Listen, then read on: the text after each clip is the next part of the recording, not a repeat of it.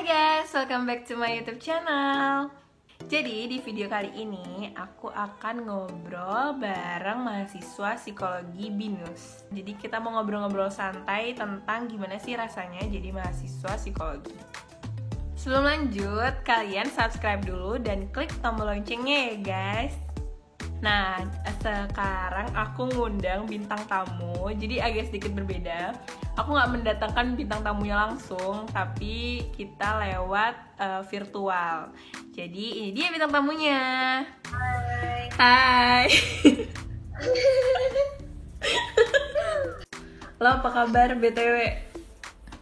Alhamdulillah kabar baik, walaupun lebaran di kosan aja. Iya, jadi virtual dong sama orang tua. Virtual semuanya. Makan kue lebaran juga virtual. Tapi THR tetap.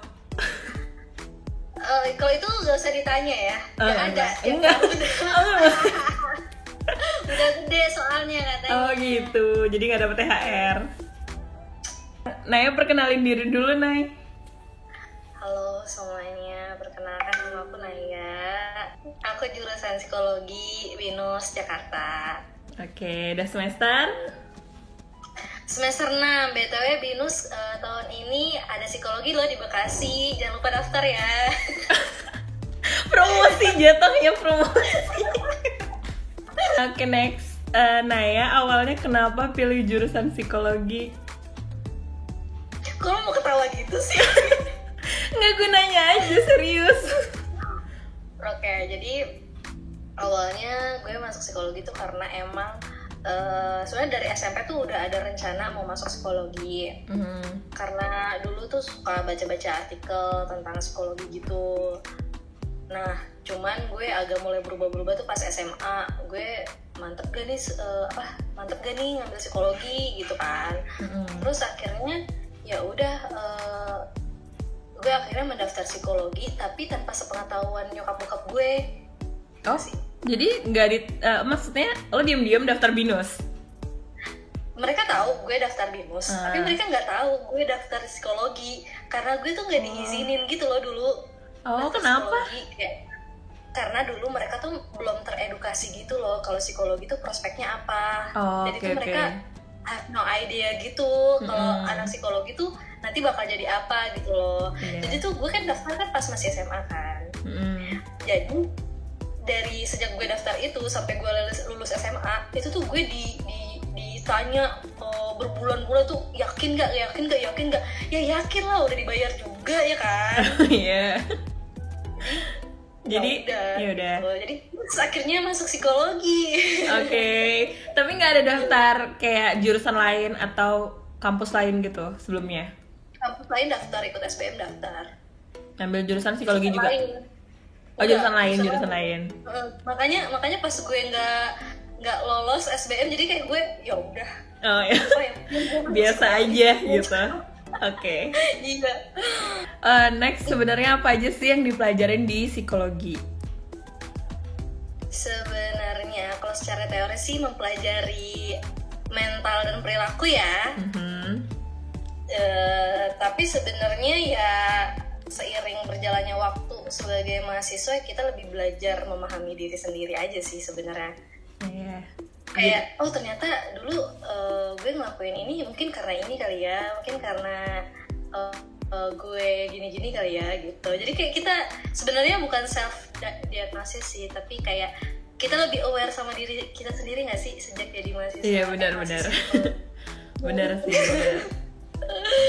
Cuma bisa dikasih tahu nggak apa aja yang dipelajarin, kayak matkulnya apa aja yang udah pernah lo lewatin dan gue lewatin juga. Yang pertama apa ya? Yang pertama pasti semester pertama pasti kayak pengantar dulu, introduction, terus personality, counseling, belajar apalagi lifespan, terus ini orang-orang suka salah kaprah kalau psikologi nggak ada hitung-hitungannya. Oh iya, bener banget. Iya, psikologi itu ada statistik guys. Kalian tuh penelitian mau ngitungnya pakai apa kalau nggak ada statistik? Iya, jadi benar. psikologi pasti ada statistik, ngitung juga, psikometri. Iya, psikometri. Dari statistik. Psikometri paling parah sih, ya nggak sih? Atau statistik? Psikometri sih sebenarnya. Psikometri. Kan psikometri kan kayak udah lanjutan dari statistik kan, kayak dewanya statistik. Bener-bener. Nah, pelajaran yang paling lo suka itu apa sih? Ada nggak ya pelajaran yang paling gue suka? Ya jadi kayaknya gue suka assessment center deh kayaknya. Kenapa? Karena gue merasa enjoy aja di assessment center. Atau karena relate sama peminatan lo? Mungkin kali ya. Yeah. Sama peminat gue psikologi industri. Cuman kalau sebelum peminatan gue suka apa ya? Gue suka personality sih walaupun teorinya banyak. Iya sih kayak. Cuman yang Kenapa? Cuman yang gue nggak suka dari personality mungkin banyak banget textbook yang harus dibaca ya, mohon maaf. Iya benar. Kayak teori-teorinya banyak banget. Tapi sebenarnya personality yang paling ngena banget nggak sih di psikologi, kayak psikologi bangetnya gitu.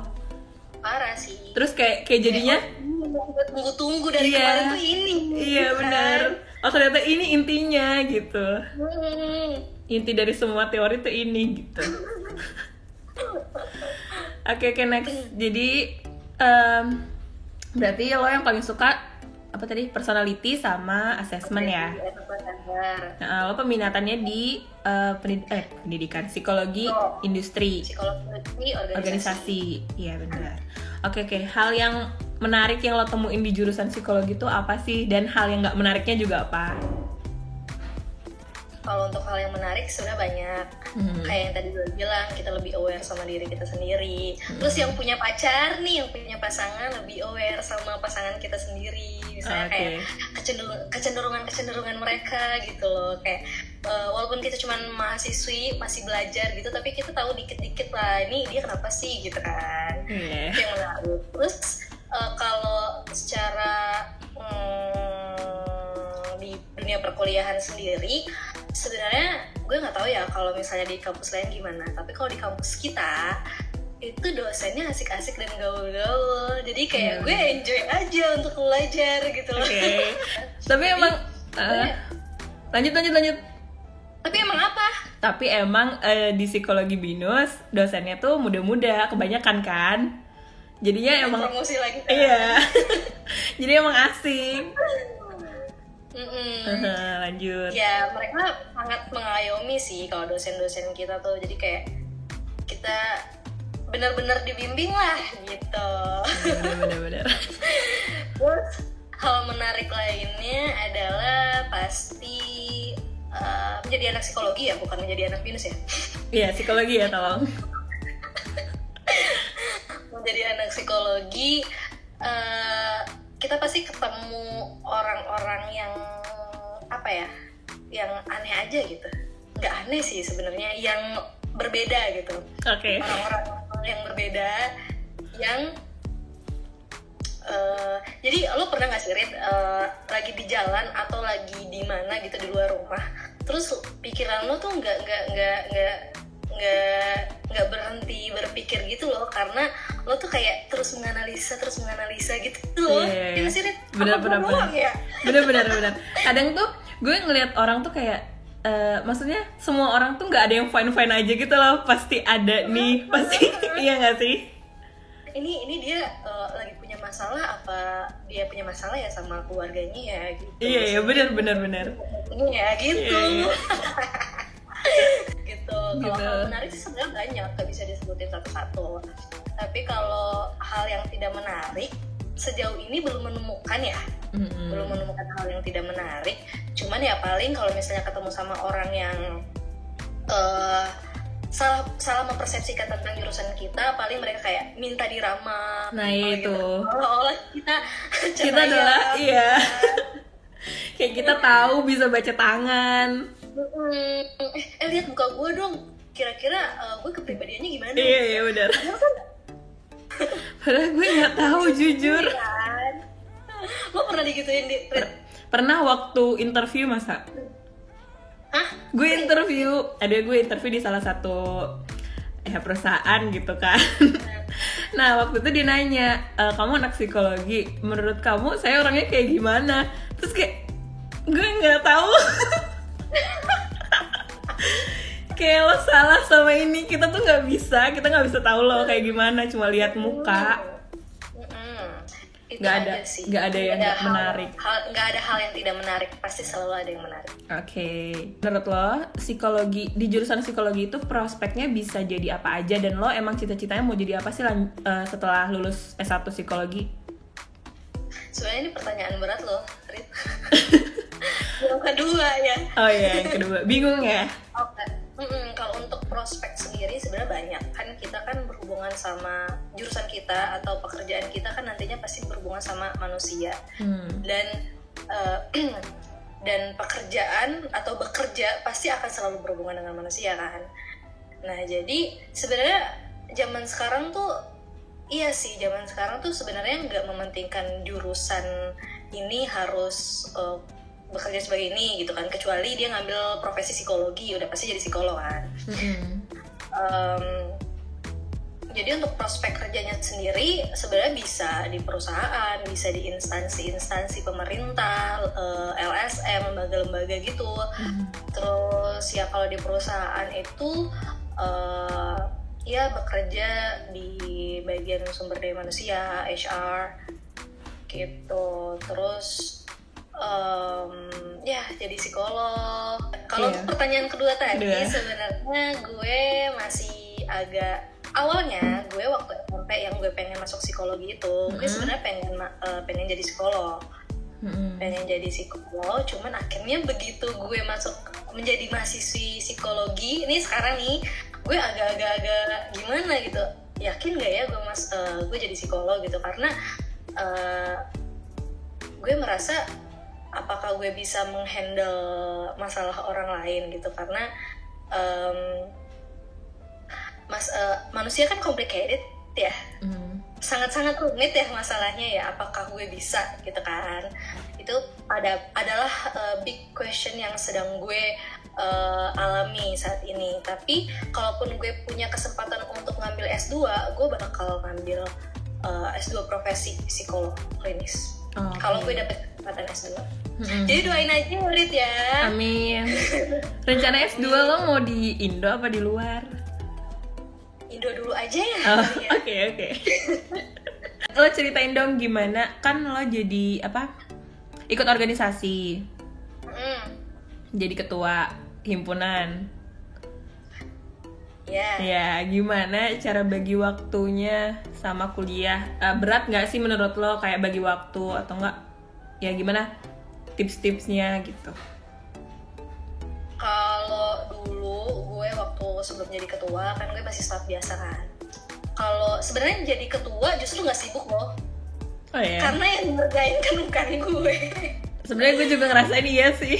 Gue kan kita kan paling cuman otak aja, pemberi solusi, ngawasin gitu kan. Tapi kalau sebelum gue waktu jadi ketua kan kita pasti dikasih pilihan untuk ngambil acara ini, ngambil acara itu. Gue nggak tahu ya kalau di himpunan atau di BEM lain, tapi kalau di himpunan gue sendiri, di kampus gue sendiri, gue dikasih kesempatan untuk ngambil acara gitu, atau bahkan kita tuh dikasih batas maksimal ngambil acara, jadi nggak boleh kebanyakan, nanti keteteran guys. Gitu kan.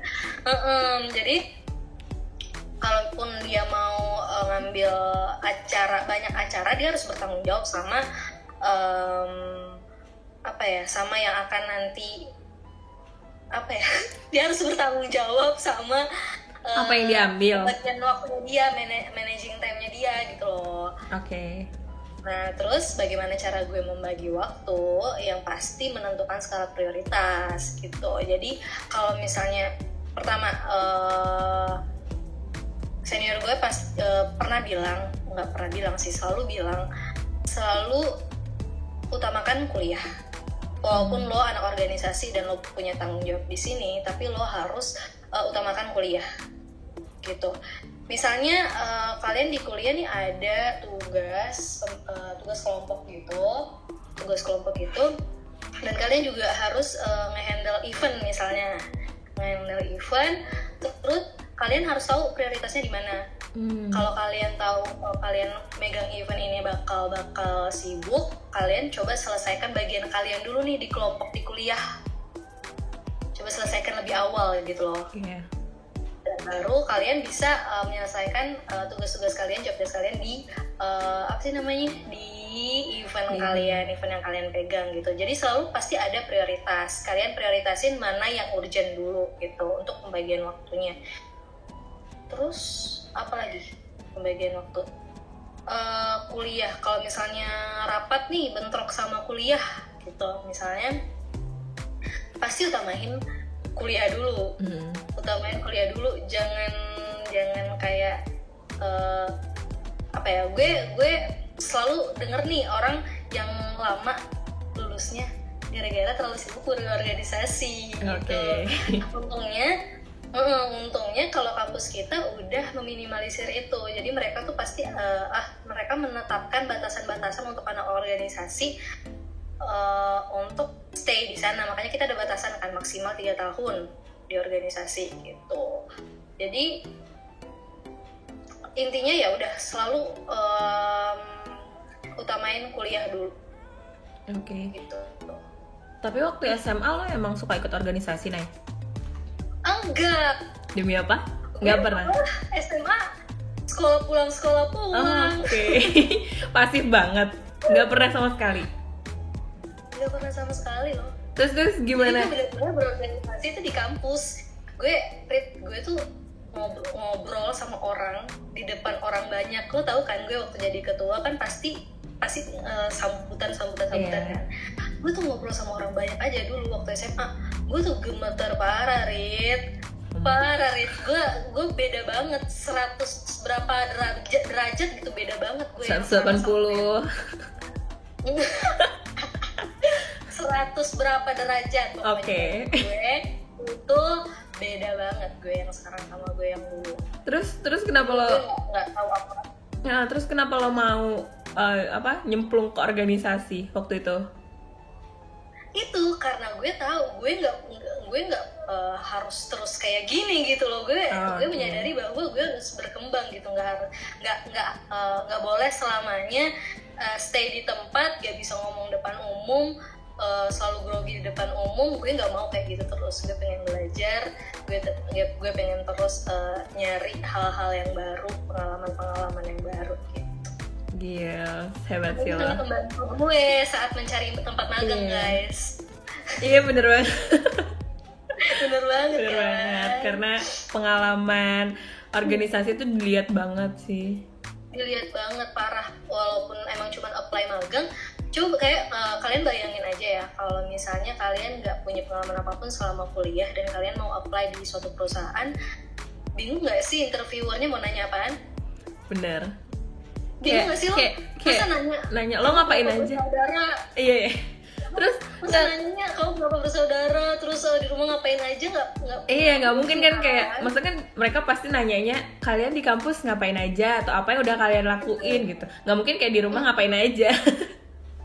Betul. Jadi sangat-sangat penting kalian ikut aktif di luar kegiatan kampus gitu, asal tahu prioritas dan tanggung jawab kalian. Iya, oke. BTW, gue mau nanya, waktu nyari magang, lo merasa kesusahan atau enggak? Kesusahan sih, kesusahan lebih ke arah cemas aja gitu, padahal nggak ada yang perlu dicemasin gitu loh kan. Cuman kayak gue dapat gak ya tempat magang sesuai waktunya, sesuai deadline-nya gitu kan. Kesulitan mungkin ya. Iya, kesusahan adalah menunggu, Rit. Oh iya, benar. Menunggu perusahaan itu adalah kesulitan dari kesulitan gitu. Jadi nggak ada kan orang yang mau menunggu. Iya. Emang nggak ada kan orang yang enjoy menunggu. Iya, gitu. Karena nunggu tuh nggak enak kan. Nunggu tuh nggak enak, guys, parah. Terus gimana pengalaman magang? Lo magang di bidang HR, rekrutmen. Oke. Setelah, jadi kan dari lo apply, lo udah ngerasain gimana jadi aplikan. Terus gimana rasanya lo sekarang ada di posisi HR-nya? Oke. Kalau gue kan karena gue bidang rekrutmen, jadi gue di ya bagian rekrut karyawan kan.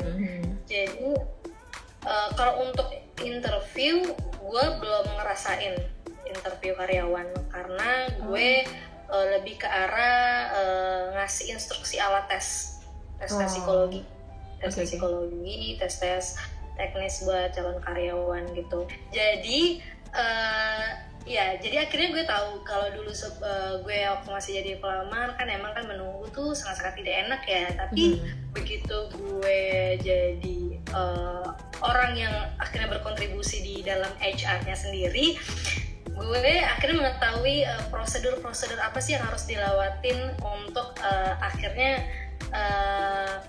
memberikan konfirmasi terhadap para pelamar bahwa dia diterima atau enggak. Ternyata ada prosedur-prosedur yang sangat panjang. Jadi di setiap perusahaan kan pasti prosedurnya kan beda-beda kan. Jadi itu yang bikin lama sih. Karena kadang kalau dari HR kita udah oke nih, tapi dari usernya misalnya nggak oke, ya kita harus dirundingin lagi. Ya udah jadinya gimana gitu kan. Apakah mencari yang baru lagi atau kita lihat dulu karyawan ini, terima dulu dan lihat dulu gitu. Jadi pasti ada pertimbangan-pertimbangan, itulah yang bikin kenapa lama gitu. Iya benar. Menurut lo relate nggak sih pelajaran yang lo dapet di jurusan psikologi dengan magang lo? Oke. Karena gue ambil PIO, ambil psikologi industri dan organisasi, udah pasti relate sama bidang tempat gue magang ini. Karena gue juga selain rekrutmen, gue juga kadang suka bantuin buat training karyawan. Karena kan di kantor gue juga ada namanya orientasi juga kan buat karyawan baru, kayak mengenalkan perusahaan ke karyawan baru. Itu gue suka bantu siapin dan suka bantu merhatiin juga, observasi gitu, kayak gimana sih. Kebetulan kan untuk supervisor gue itu alumni psikologi BINUS juga guys. Alumni psikologi BINUS juga, jadi kayak ya itu gue jadi merasa mendapat banyak ilmu juga, dan nggak mungkin nggak relate sih, pasti relate. Karena apa yang kita pelajarin di psikologi, terkhusus di jurusan PIO ini, pasti relate sama pekerjaan gue sekarang sebagai HR. Oke, udah semua berarti. Sekarang tinggal kesan lo selama di jurusan psikologi dan pesan untuk yang mau ambil jurusan psikologi. Oke. Kalau kesan pesan gue sebagai mahasiswa psikologi, gue belajar banyak hal sih. Gue belajar banyak hal tentang situasi-situasi yang ada di sekitar gue, situasi yang mungkin pernah dan sedang gue alami. Gue jadi lebih aware sama diri sendiri, lebih aware sama orang-orang di sekitar kita gitu. Oke. Buat adik-adik yang mau ngambil jurusan psikologi, yang pasti kalian jangan ngambil psikologi cuman karena kalian pikir gak ada hitung-hitungannya. Pasti ada, kan? Dan yang pasti kalian harus memantapkan pilihan kalian. Bener nggak nih psikologi adalah pilihan yang tepat gitu kan? Sebenarnya kalau untuk gue kan, gue nggak pernah nyesel kan masuk jurusan psikologi, karena gue emang menginginkan hal ini dari dulu gitu loh. Jadi buat teman-teman adik-adik yang mau masuk jurusan psikologi, tolong dipikirkan baik-baik sudah mengambil keputusan yang benar atau tidak. Terus sebagai mahasiswi juga kalau bisa aktif juga untuk berorganisasi, ya kan, seperti saya. Iya, benar. Ya, karena kita nggak ngomongin soal politik, kita ngomongin soal pengalaman. Karena kalau organisasi kan pasti ada politiknya. Kalau untuk secara pengalaman, kalian juga bisa ketemu sama teman-teman psikologi dari universitas lain, gitu. Jadi dengan kalian berorganisasi kan, oh ya kita psikologi ada ikatan loh, Ikatan Lembaga Mahasiswa Psikologi Indonesia ILMPI gitu. Jadi kalau kalian masuk himpunan atau BEM gitu di kampus kalian pasti join ke situ karena udah terdaftar pasti. Terus dari situ kalian akan ketemu lagi sama relasi-relasi baru, teman-teman dari psikologi jurusan teman-teman dari psikologi universitas lain gitu, dan kalian juga bakal nambah banyak pengalaman berorganisasi yang berhubungan sama psikologi, bikin event-event yang berhubungan sama psikologi. Itu yang yang menurut gue penting untuk kalian dapetin dan kalian pelajarin gitu. Karena mengisi CV itu sangat penting guys gitu. Jangan biarkan CV kalian kosong. Oke, jadi thank you banget ya Nay udah mau jadi bintang tamu. Jangan kapok ya menjadikan saya sebagai bintang tamu. Iya, lo mau gue promosiin nggak YouTube-nya? Boleh. Nama YouTube, channel YouTube lo apa? Channel YouTube gue yang pasti bukan ngobrol-ngobrol kayak gini. Gue bikin cover guys. Tapi walaupun belum berani menunjukkan muka gue, tapi semoga kalian menikmati suara gue dulu. Jadi kalian bisa search Naya Dias di kolom pencarian. Nanti ada di sini ya guys. Di sini guys. Di mana? Di sini. Di sini Nay. Nanti di sini ya guys. Oke, nanti di subscribe ya guys channelnya Naya. Tapi kalau mau follow Instagram juga nggak apa-apa. Boleh ditaruh di sini ya. Nanti taruhnya di mana? Di sini. Nanti di sini ya guys. Iya. Oke deh. Thank you Nay. Thank you Rida. Thank you. Bye bye. Stay healthy, stay safe. Iya, stay safe and healthy. Bye bye. Oke guys, itu tadi ngobrol-ngobrol aku bareng Naya. Jangan lupa like, subscribe, share ke teman-teman kalian semuanya. Dan buat kalian yang mau request jurusan apa lagi yang mau aku bahas, kalian bisa komen di bawah sini ya. Dan untuk kritik dan saran, kalian juga bisa komen di bawah sini. Thank you, see you on my next video. Bye-bye.